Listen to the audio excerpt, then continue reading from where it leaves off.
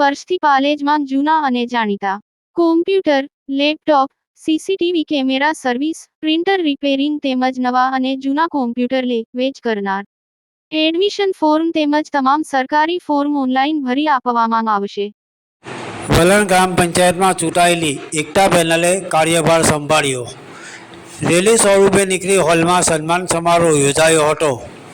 તાજેતરમાં કરજણ તાલુકામાં ગ્રામ પંચાયતોની ચૂંટણીઓ યોજાઈ હતી, જેમાં ચૂંટાયેલા નવનિયુક્ત સરપંચોને ચાર્જ સોંપવાની પ્રક્રિયા તાલુકાના જે તે અધિકારીઓની હાજરીમાં ચાલી રહી છે.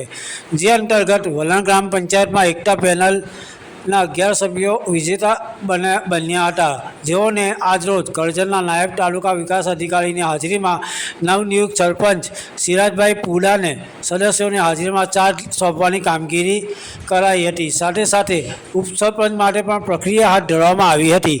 વિપક્ષ તરફે માત્ર 3 સદસ્યો ચૂંટાતા ઉપસરપંચ તરીકે સાજિદ દુધાળાનું નામ જાહેર કરાતા ચૂંટાયેલા એકતા પેનલના સરપંચ સહિત સદસ્યોએ બિનહરીફ વરણી કરી હતી. એકતા પેનલે ચાર્જ સંભાળતા સરપંચે ઉપસરપંચનું હારતોળા પહેરાવી અભિવાદન કર્યું હતું.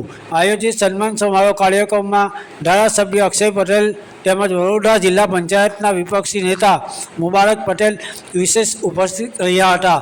નવનિયુક્ત સરપંચ સિરાજભાઈ પુરાએ મીડિયા સાથે વાતચીતમાં જણાવ્યું હતું કે ગામના મૂળભૂત મુદ્દાઓ કે જે મુખ્ય પાણીની સમસ્યા, બીજું કે 12 વર્ષથી જબરદસ્ત ગંદકી હતી, જે અમે સાફ કરવાનું કામ શરૂ કર્યું છે. પાણીની લાઇનનું કામ પણ ચાલુ કરીશું. બાકી ગામના જે વિકાસના કામો પણ હશે તે અમે સ્ટેપ બાય સ્ટેપ કરીશું.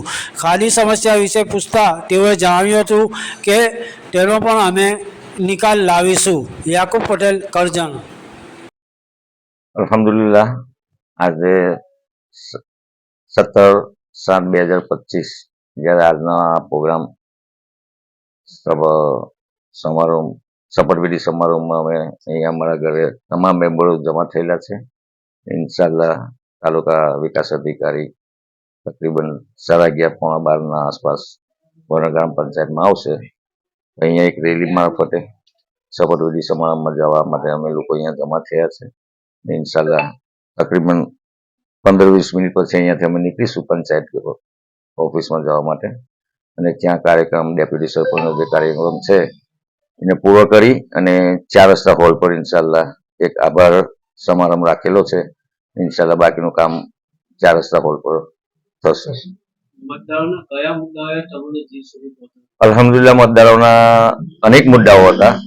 તે એટલે કે મૂળભૂત મુદ્દાઓ, પાણીનો મૂળ સમસ્યા હતી કે ઓછું પાણી આવે છે અને સાફ પાણી નથી આવતું. અમુક જે જૂની ગટેરો, જૂની પાઇપલાઇનો હતી, એ પાઇપલાઇનો ઇન્શાલ્લાહ મેં વચન આપેલું હતું કે ઇન્શાલ્લાહ જીતીશ તો એ પાઇપલાઇનો બદલી નાખીશ, અને ઇન્શાલ્લાહ પહેલું કામ મારું એ થશે. જે એરિયાઓમાં પાણી ઓછું આવે છે પાણીની સુવિધાઓ આપીશું.